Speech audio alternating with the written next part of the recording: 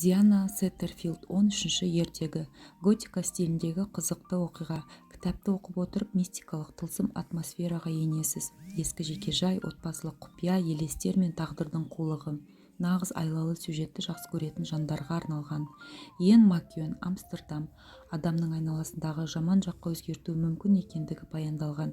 Газет редакторы әйгілі ме, әлде композитор ма?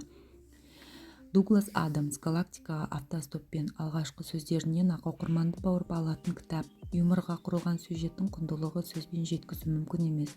Оқыған кезде зеріктірмейтін классикалық фантастика. Джон Фаулс, коллекция жинаушы. Сүр бойдағы жігіт күтпеген жерден лотерея билетінен көп ақша ұтып алады. Қызық, ол оны қалай жұмсайды екен? Виктор Пелевин, Амон Ра. Кітаптың шынайылығы соншалық автор оқиғаны шынайы өмірінде алғандай көрінеді, ал егер рас болса ше? Джейн Остин, абырой мен жалғыз.